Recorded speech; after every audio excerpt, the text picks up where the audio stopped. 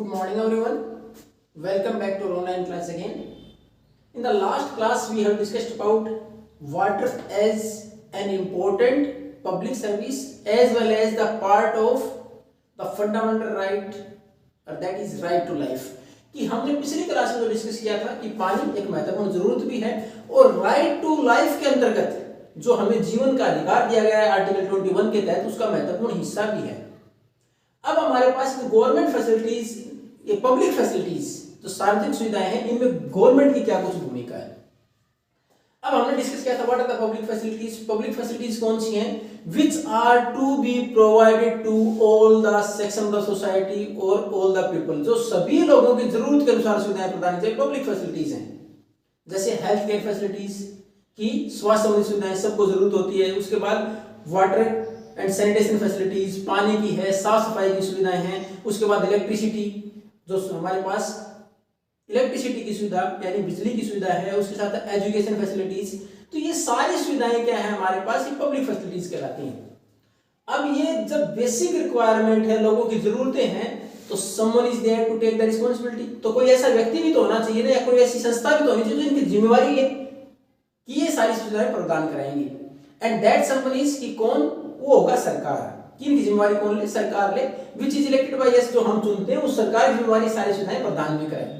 तो the government soul की सरकार की क्या कुछ भूमिका होगी इसी में। अब देखो, चलो मान लिया कि हमारे यहाँ गवर्नमेंट के अलावा हम पब्लिक फैसिलिटीज हैं, सार्वजनिक सुविधाएं, वो अगर प्राइवेट कंपनीज को देना चाहें तो हम पहले ही पढ़ चुके हैं, 7th क्लास में भी हमारे सामने इस टॉपिक पर डिस्कशन हुआ था कि private companies work for the profit.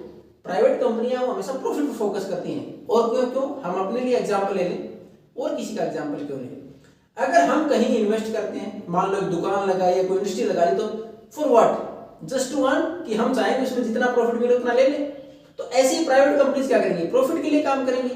और ज्यादातर पब्लिक फैसिलिटीज के अंदर कोई प्रॉफिट नहीं होता। ज्यादातर पब्लिक फैसिलिटीज हैं, इनके अंदर बेसिक फैसिलिटीज प्रोवाइड कराने में ज्यादा प्रॉफिट नहीं होता। उसी में एक एग्जांपल आपकी बुक में जैसे दे रखा है, if any company is provided with the services to be provided for the drainage, कि जो हमारे यहाँ शिविर व्यवस्था उसको साफ करने की किसी को दे दे जिम्मेवारी हम, तो उसमें क्या प्रॉफिट कमाएगी वो कंपनी? तो इस तरह का काम वो कंपनियां लेंगी ही नहीं। जो पब्लिक फैसिलिटी से रिलेटेड ज्यादातर को प्राइवेट कंपनियां लेंगी नहीं। हाँ, कुछ पार्ट ऐसे हैं which can be taken by the private companies, कुछ प्राइवेट कंपनीज के द्वारा लिए जा सकते हैं। जैसे एजुकेशन की बात करें, स्कूल्स हैं बहुत सारे। अब उसके बाद बात करें हॉस्पिटल्स, तो बहुत सारे हमें प्राइवेट हॉस्पिटल्स मिल जाएंगे। क्यों? इनमें प्रॉफिट है, इनमें प्रॉफिट है। लेकिन अब देखो, प्रॉफिट तो है, पब्लिक फैसिलिटीज भी हैं, शिक्षा और स्वास्थ्य महत्वपूर्ण जरूरतें भी है लोगों की। लेकिन आप देखो जो प्राइवेट चार्ज कर रहे हैं, can anyone, can all the persons can access to them और अफोर्ड देम? क्या सब लोग उसको अफोर्ड कर सकते हैं? नहीं कर सकते। और हमने राइट टू लाइफ के अंतर्गत बेसिक पब्लिक फैसिलिटी में क्या पढ़ा था? These are to be provided at affordable rates, उस कीमत पर प्रोवाइड किया जिसपे कि लोग अफोर्ड कर पाए। तो हमारे यहाँ एजुकेशन, हॉस्पिटल, इस तरह की सुविधाएं सरकार के अलावा प्राइवेट कंपनीज प्रोवाइड करती भी हैं। शहरों में देखते हो बहुत सारे प्राइवेट स्कूल्स हैं, उसके साथ साथ हॉस्पिटल्स हैं, बहुत सारे निजी अस्पतालों की बात हैं, और लोग जाते भी हैं सुविधाएं। लेकिन कौन लोग? Who has money in their pocket, जिनकी जेब में पैसा है, वो उन सुविधाओं को ग्रहण करते हैं। बाकी government facilities, people are helpless to take those facilities. तो वो कई बार क्या होता है, सरकारी सुविधाएं वो लोगों को मजबूरन लेनी पड़ती है जब पैसा उनके पास नहीं होता। तो इसलिए हर प्रकार की सुविधाएं अगर अफोर्डेबल रेट पर, अगर राइट टू लाइफ के अंतर्गत एक्सेस भी हो, universal access should be there, प्रत्येक व्यक्ति को सुविधाएं मिले भी एट अफोर्डेबल रेट पर मिले। तो इसलिए जिम्मेवारी कौन ले? सरकार। कि फिर जिम्मेवारी कौन ले सकता है? सरकार ले सकती है कि हमारे यहाँ जो भी पब्लिक फैसिलिटीज है to be provide by the government at affordable rate and it must have universal access, सब लोगों को तो सुविधाएं पहुंचे भी, अफोर्डेबल रेट पर पहुंचे। ये जिम्मेवारी किसकी हो? सरकार की हो। और हमारे संविधान में राइट टू लाइफ के अंतर्गत ये कुछ सुविधाएं दी भी गई हैं।